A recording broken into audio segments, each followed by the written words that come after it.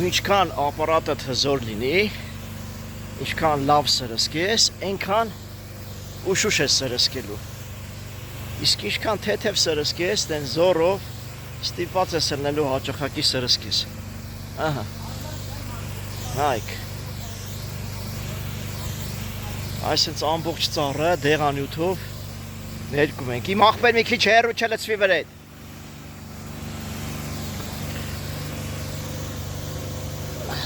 Նայք։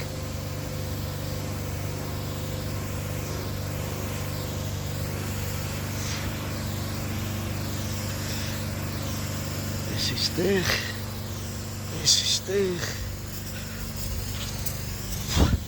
սենց հարևանի հայատներով ստիպված ենք լինում, որտեղ կողքերում չխնամված այգիներ ա լինում,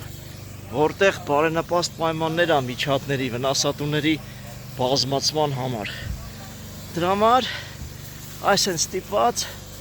հարևանի չխնամված ծառերն էլ հետն է սրսկում, ճիշտ է, ծախսը ավելանում է, բայց ավելի ուշուշ է սրսկելու այգին։ Այսպես բարձրահարկ ծառեր, բարձրահասակ ծառեր ունենալու համար հզոր սրսկիչ պետք է ունենաս, որ ամբողջը սրսկես։ Like այսպես ամբողջ տերևաթափ լինող բերքատու ծառեր ունենք, սաղ սպիտակ են սև կետիկներով վնասատու թիթեռներն է, եթե նկատում եք, որ ծառին կպտում են, մեջից դուրս են գալի։ Դե սա կոմպլեկտ դեղեր է, որը ոչնչացնելու է, այսինքն կոմպլեկտ նկատի ունեմ և սնկային է, և միջատասման է։ Այս տարածքը աղտահանեցինք։ Ես էլ մեր սրսկումներից, նայք, ամենա ոյով եղևնին է, ինձ էլ հետն եմ սրսկում, տարբերակ չունեմ, այսինքն հետ է գալի էլի։ Ինչ է ուզում ասեմ սրսկելուց, պիտի ամբողջ ծառը, նախ ճիշտ դեղեր ընտրես, չթողես վարակվի նոր սրսկես, ու այգին միշտ պիտի պրոֆիլակտիկ բուժումներ անես, այսինքն գոնե ամիսը մեկ կամ 40 օրը մեկ ըստ տեղից, ըստ կախվածությունից, իրավիճակից ավելի ճիշտ,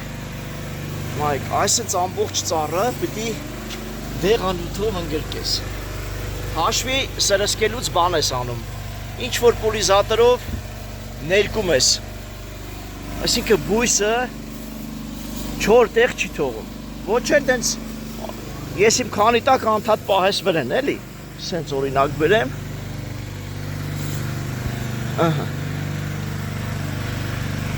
սրսկիչը դե հզոր սրսկիչ է, բենզինային, ամբողջ այգին, այսպես պիտի, նայք, բարձր ձևով, 2 հարկանի, 3 հարկանի տան բարձրության եղևնիները սրսկվում է։ Դե անջատեմ, որ կարողանամ հեշտ աշխատել, ամբողջ այգին պիտի բուժեն կոմպլեկտ դեղանյութերով։ Այսքանը։